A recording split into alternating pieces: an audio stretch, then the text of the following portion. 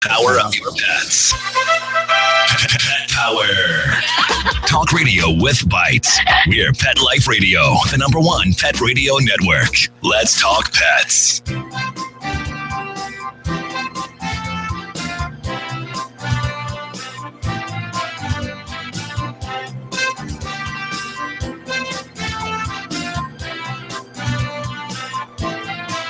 Okay. And good morning, good afternoon. Welcome. You are here live with Dr. Jeff Werber, your host here on Pet Life Radio's live call-in show, Ask the Vets with Dr. Jeff. And we're here for you. We're here to answer your questions. We're here to talk pets. We're here to talk about really anything you want about your pets. Just if you have any questions, load up. I did get one during the week to my email, drjeff@petliferadio.com. So we're going to talk about that in a little bit. In fact, I have a great tie-in because one of the stories that I saw, which I kind of liked in my American Veterinary Medical Association Smart Brief, is a great segue into this question. And we're here thanks to our sponsors, Bravecto, the best flea and tick control, 12-week protection, fantastic. More than a cone from Kong Veterinary Products. The great events, raising awareness of animal welfare through the arts. Kind of great stuff. Also from Save This Life Microchip. And I believe we're going to have a new sponsor coming up. I talk about them anyway, so I'm going to kind of just throw a little one in there. And Zoetis, makers of Apoquel and Cytopoint. Apoquel is the most amazing, absolutely amazing allergy drug. It's the first of its kind. It's the first allergy drug that actually attacks the canine allergy at its source. It's not Benadryl and antihistamine that doesn't help at all except make your pet sleepy. It's not corticosteroid or cyclosporine, which are immunosuppressive agents that do work. They absolutely can work, but they also are laden with side effects. This is really fantastic. Apoquel. Talk to your veterinarian. Anyway, so I hope you are enjoying your summer, depending on where it's soon to start official summer in a few short weeks. But springtime is here. I know that some of the stories we're going to talk about kind of remind me that we are certainly here in the heart of spring, edging towards summer. And so just make sure that you are doing the smart things when it comes to your pets. And that is by keeping them shaded during the day. Make sure they have plenty of water. No parked cars, no driving in the cars and leaving them even for 10 minutes, not even 5 minutes. Unless sometimes, you don't have to go nuts. Let's say you park right in front of your dry cleaners or you're in the dry cleaning parking lot. You crack the windows, you're going to be in there for literally to give them your dirty laundry or whatever, or pick up your old stuff that was dry cleaned. That's okay. I mean, you don't have to go nuts, but don't, if you are shopping that you have no idea whether it could take 1 minute or 30 minutes, do not leave your dogs in a parked car. And it's getting hot out there. And also make sure they have plenty of water. We've talked about tricks. If you want any information, just give us a call. You can also join us live. So here's how you do that. Very easy. Call toll free 877-385-8882. Once again, 877-385-8882. Or better yet, since we're here, we're live, we want to see your pets, is you can join us directly online. Go to the website, petliferadio.com. Scroll down to the Ask the Vets with Dr. Jeff tab. And on our page, you'll see a Google Hangouts link. Just click on that link and you'll be here live with me. And we could talk about your pet. You can show me your pet and have some fun. Anyway, one thing that we talked about it before, and I just saw an article, and this makes sense because it's sort of before, when we were talking about this, I'm always concerned about panic situations. And as we know, there have been a number of influenza viruses out there. The last was H3N8. Now we have the H3N2. And this one's getting a little bit more attention. And apparently it has affected some communities. And a veterinarian in Florida, I just read a little blurb about what she's been promoting, and I have to agree. And it's called we need to really do our job to build up, and I love this term, community immunity. So that's community immunity. And if everyone sits back complacently waiting for that time when this might become endemic in your area, then there's a good chance it will become endemic in your area. However, if everybody does their share getting their pets vaccinated against this potentially deadly respiratory influenza virus, then even if the virus hits, all these dogs are immune and they won't get sick and they won't then continue to spread it. So, a perfect example. I'll give you a perfect example. Over the years, back in the late 70s, parvovirus became an entity. We were unprepared. I mean, there are people, we knew that, for example, the cat panleukopenia virus is a form of a parvovirus. And literally, people were having their cats vaccinated with panleukopenia vaccine for cats. Anything they can do to build up immunity. Then, so what happened was, we learned about parvo, deadly virus, potentially deadly. Some breeds, of course, we see it more in puppies. Adults, we see it. Rottweilers were overrepresented. English Springer Spaniels were overrepresented. But we knew there was a problem, and everybody was on board, and everybody was getting their pets vaccinated, and everybody was doing a great job. So what happens? Over time, you don't see a whole lot of parvo. So what happens to the average? The mentality is, well, come on, we haven't seen parvo here in years. What are we vaccinating for? And they stop vaccinating or stop titer testing to make sure that your pet is protected. So now what happens again? We are seeing parvo. So, it's one thing to be cautious. It's also a good idea to be a bit conservative. I'm okay with that, but don't be stupid. So when it comes to having a potentially deadly infection that you can easily prevent, so talk to your veterinarian about the vaccine. Interestingly, and I think I made this point a couple of weeks ago, there are some, obviously with our new population dynamic, and so many of us the millennials are working, and these pets are leaving, being left home alone. So what are the options? The option is doggy daycare. Let's take them to day camp. They have a blast, which is great. But we are seeing now, because of this lifestyle, because of people, especially this time in the weather, it's nice. You're out there, you're going to the parks, you're running with your dogs, they're mingling with a lot of other dogs. The potential for contagion is greater. And a lot of these facilities now are not recommending anymore, requiring that dogs that come into their facilities are vaccinated against the H3N2. So I started vaccinating, and I ordered it for that particular reason, because I want to make sure that these animals were not going to be turned away. And otherwise, you have to stay home alone. And as we all know, who leave pets at home alone a lot, the potential destruction, damage, separation, anxiety issues that might ensue. So if you can get your dog out there to one of these places, that's great. Okay, next up is sad. And I've been, as a practitioner, we've been down this road before. A lot of times we're faced with a risky procedure, knowing the following, that the procedure itself, the anesthesia itself, may unfortunately kill the dog. But we also know that doing nothing will 100% kill the dog. So you have to sometimes make that bold move and say, I know it's a risk, but at least we have a chance. That old line, so you're saying I have a chance. So the key here is that sometimes we have to do it. So anyway, this is about Hodari, an 11-year-old. It's a Maasai giraffe at the Turtleback Zoo in New Jersey. Had such a terrible dental problem that he was no longer eating and losing weight, getting very sick. The only choice they had, was to subject Hodari to the anesthesia. And they brought in, it was a veterinarian with a dentist to try to fix the mouth, the tooth. Unfortunately, Hodari passed away under anesthesia. It happens. It was really sad. But they knew that they knew it was a risk they had to take. In Washington State. So here out in the West Coast, north of us, here in California, but a dog and a horse this week alone treated for rattlesnake bites. So don't kid yourselves. If you are a hiker, if you like to take your dogs, trailing along with you in the mountains and the hills outside of town, understand that there are rattlesnakes out there.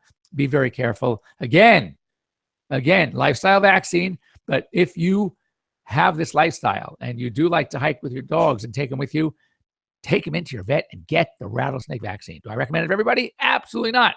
Are my dogs vaccinated? No. But if you have that lifestyle where you're going to go up where the rattlesnakes are living, you better get your pet's rattlesnake vaccine. This is a cute story, but and I've been there, done that. I've had this happen first time many years ago, like 6 years ago.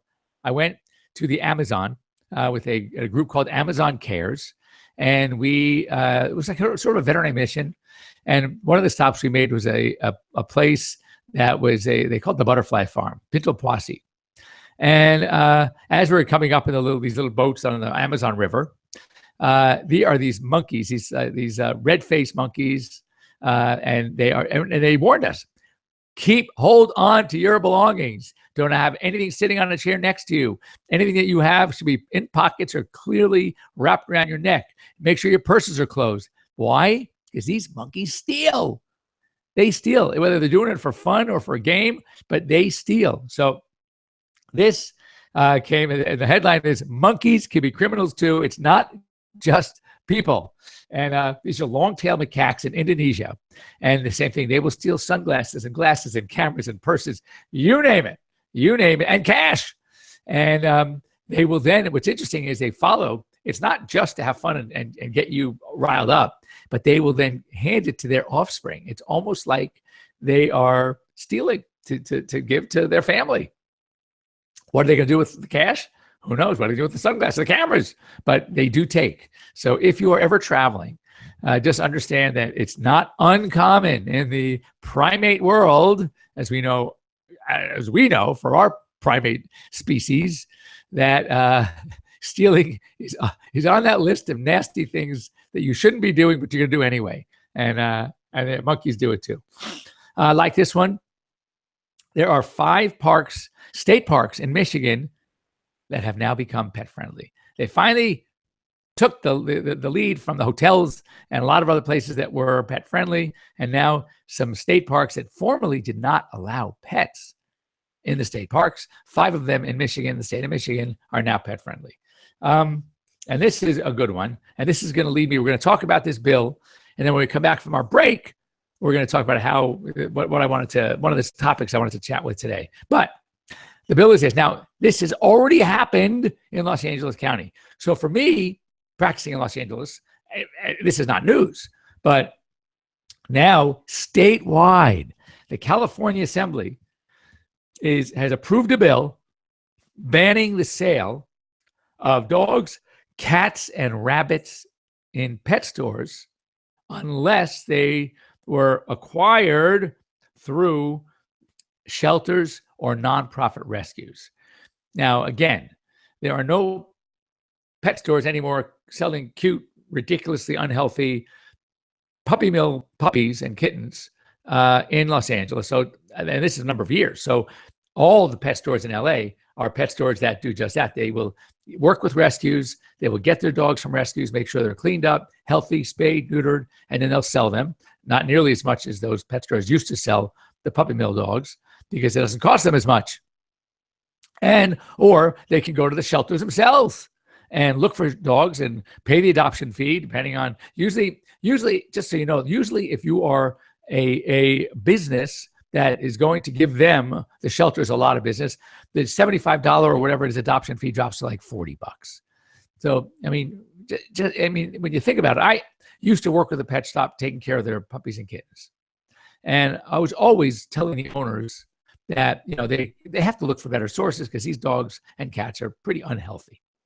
And they were spending a fortune. They're spending sometimes upwards, some breeds, they were spending $500. So, of course, once you get them in, they take up space. These pet stores usually in fancy malls. So a $500 dog, they'd be selling for $2,000. And, for $40, $50, $70, you go to the shelter, you get one just as cute. So it never made sense to me. So I told them that what they should do is start following a model that a couple of other stores outside of LA and other California counties have done, which was just that: going to a shelter, working with the nonprofit rescue groups, getting puppies, young dogs, healthy, very adoptable, cleaning them up, make sure they're spayed, neutered, vaccinated, the whole bit, and then selling them for, I don't know, $300, $400. Now, that's what a lot of the rescues are charging anyway, so that was okay. And anyway, the owners of the pet shop said no, didn't want to do it. And ultimately what happened is you would have it. The law came down and all these pet stores got closed. And they listened to me. They would still be in business in one of the most thriving malls in LA. And they're idiots. What are you going to do? So sometimes you got to learn your lessons the hard way. Anyway, when we come back, we're going to talk about a very common puppy problem that I see all the time. For some reason, I'm seeing a lot of it now. And we're going to talk about it, how to fix it, how not to worry about it. And so don't go. Right back here at Pet Life Radio. You're live with Dr. Jeff. We'll be right back, right after these messages. Stay tuned. As a dog, I know a lot about fleas and ticks, so trust me when I say no other tasty chew protects dogs as long as Bravecto. One Bravecto chew keeps fleas and ticks away for up to 12 weeks. Be a good human and ask your vet about Bravecto. Bravecto may cause vomiting. Not pumped about cleaning the litter box? Try World's Best Cat Litter Zero Mess, the litter that gives you 2 times better clumping and more odor control with less litter. That's right. You scoop once and you're done. No chiseling, no scraping, no crumbling, no problem. Looking for fast and easy litter box cleanup? Zero Mess. Try it. You're welcome in advance. Save $2 on World's Best Cat Litter. Visit www.saveonworldsbest.com. Molly, here's your dinner. Zeus, that's not your food. Don't let that happen to your precious cat. Elevate your cat's eating experience with the Cat Tree Tray. The Cat Tree Tray keeps your cat's food off the floor and conveniently located on the cat tree. It's the perfect way to eat. It's a beautiful wrought iron tray that easily attaches to your cat tree and keeps dogs and other critters out of your cat's dish. A must for multi-pet households. There's a 6-inch tray for large bowls and a 4-inch tray for smaller bowls. Purchase your Cat Tree Tray today. Go right now to cattreetray.com. That's cattreetray.com. CATTREETRAY.com. Hi, I'm Dana Humphrey, the founder of Whitegate PR. We have been specializing in PR and marketing in the pet industry for over 10 years. If you have a pet product or service you would like to promote, give us a call. We can help create awareness for your brand on TV, radio, magazines, newspapers, and blogs. Feel free to reach me directly at 619-414-9307 or learn more on our website at whitegatepr.com or follow us on Facebook. What's better than a dog? The answer is nothing. Well, world peace would be pretty good, but let's be realistic. The only thing better than a dog is hundreds, nay, thousands of dogs, all together at the greatest dog show in the history of Western civilization and quite possibly the universe. The World Dog Expo, June 9th through the 11th at the Meadowlands Expo Center in Secaucus, New Jersey. Masterminded by the top concert and pet show promoters in the world. Featuring championships in several major dog sports, huge meet-the-breed showcases, and so much more. Imagine an event that's part Olympics, part rock concert. All designed for the education and entertainment of you and your dog. So what's better than a dog? The World Dog Expo, June 9th through the 11th at the Meadowlands Expo Center. For more information and to be part of the show, visit us at www.worldexpo.dog. That's www.worldexpo.dog. Begging to hear more of your favorite show? Full episodes of all our shows are available on demand. Go to PetLifeRadio.com to fetch our entire lineup of Possum Pet podcasts. Also, dig us up in iHeartRadio and iTunes. Let's talk pets. Live and on demand only from Pet Life Radio. Let's talk pets. Let's talk pets On Pet Life Radio. Pet Life Radio. PetLifeRadio.com.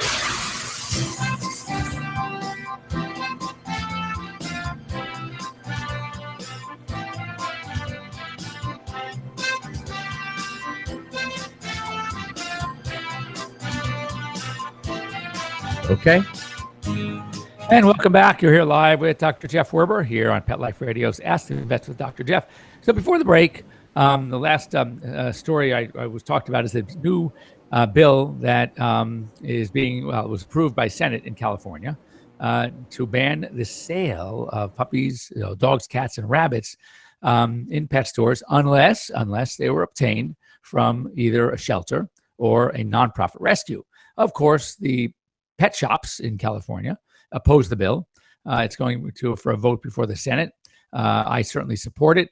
Again, here in Los Angeles County, this has been approved a while ago. So for the number of years, we have not had any pet shops selling male puppies and kittens. So it's a good thing. Anyway, but one thing that it struck me, and for some reason, I have not seen this particular problem as much as I used to.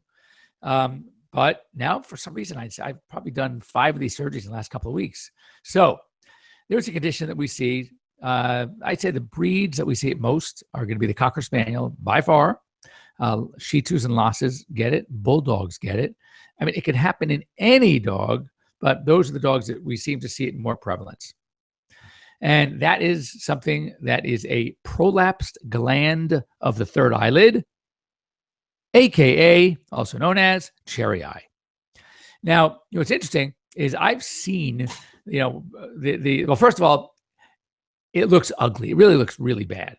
So the first things first, cherry eye, the prolapse gland of the third eyelid is not, I repeat, not an emergency. Meaning, when you have a young dog and you go out to dinner and you come back and you see this big cherry-looking pink thing in the inside corner of the eye, or maybe both, it looks terrible. Oh my God, it looks terrible. It's going to freak you out. But it's not an emergency. My point is, I repeat, do not go to emergency clinic, spend a fortune.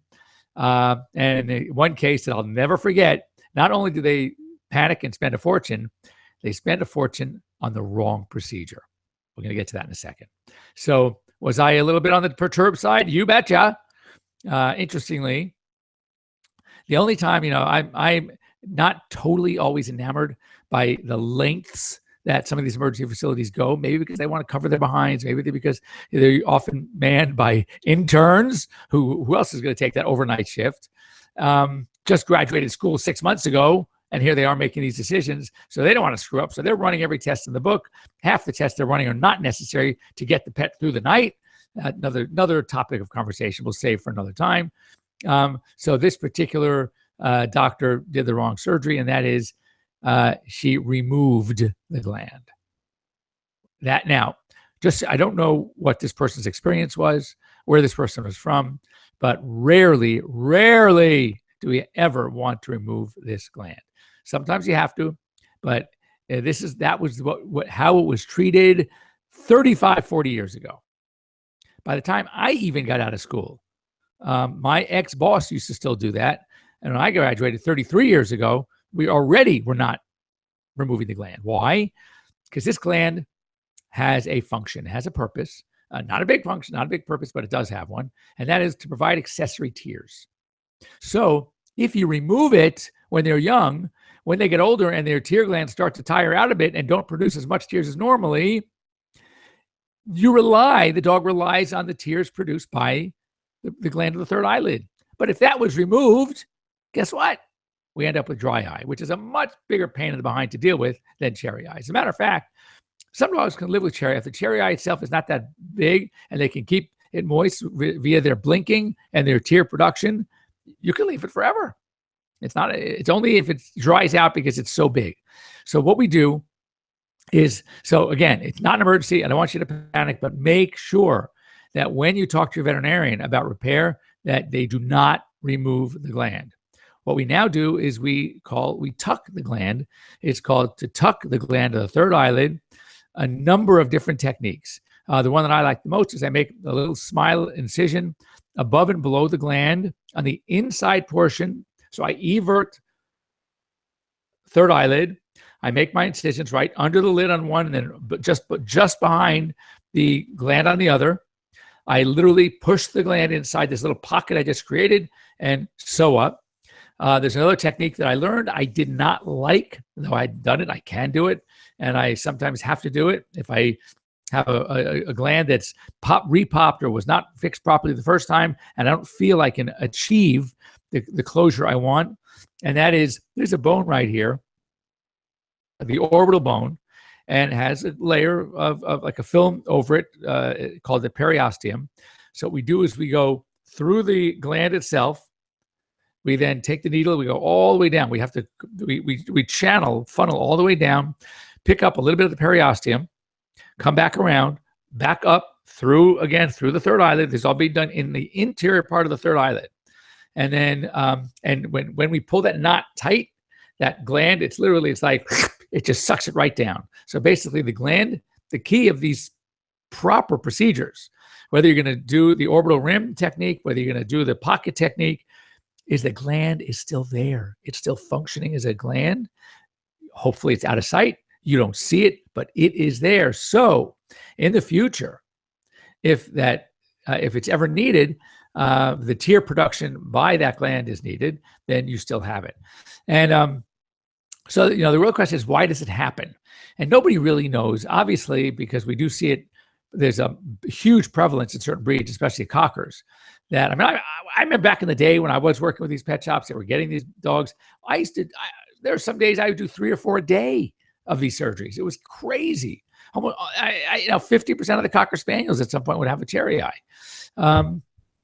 But now I worry, especially like bulldogs, that I'm seeing older dogs with a higher prevalence of KCS, keratoconjunctivitis sicca, dry eye than I would expect.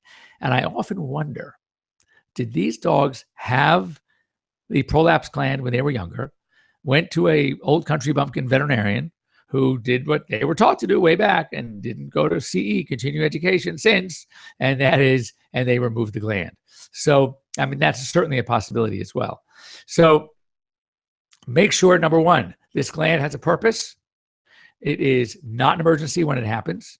Oftentimes what I like to do is I actually will treat the eye first medically. I always like to stain the eye, which is just to see if the cornea is at all affected or was affected. Maybe this was in a reaction to an injury, because this gland is a very reactive gland, almost like a lymphoid follicular tissue. So that's why I like to treat it medically first. Sometimes we can get these things to go down. And if not, we can always do the pocket or the orbital rim technique, whatever your veteran likes to do. But make sure whatever this veterinarian does do, unless on rare circumstances, there are a couple of breeds. I had a coonhound with these huge, heavy eyelids. And oh my God, this thing would pop up. Oh my God, I think I tried to fix it 3 times. Finally talked to a colleague of mine, a veterinary ophthalmologist, who said, Jeff, in some of these cases, you just got to take the gland. These dogs hardly ever get dry eye anyway, so don't worry about it. If anything, they produce too many tears. So not to worry, go ahead and remove it. So I did. But I would never make that move without the advice of a board-certified veterinary ophthalmologist. Anyway, that's all we have time for today. It goes quickly. So anyway, if you want to get a hold of me, you can always send me an email. I would love to talk about anything you want to talk about to Dr. Jeff, that's Dr. Jeff, at PetLifeRadio.com. Next week, write these numbers down, 877-385-8882. Join us live. Also, you can join us on Google Hangouts. And thanks again to our sponsors, More Than a Cone by Kong Veterinary Products, Bravecto, Save This Life Microchip, and hopefully soon, Zoetis' Apoquel and Cytopoint. Have a great week, everybody. And we'll be here next week, Sunday morning, Sunday afternoon, wherever you're from. Bye-bye.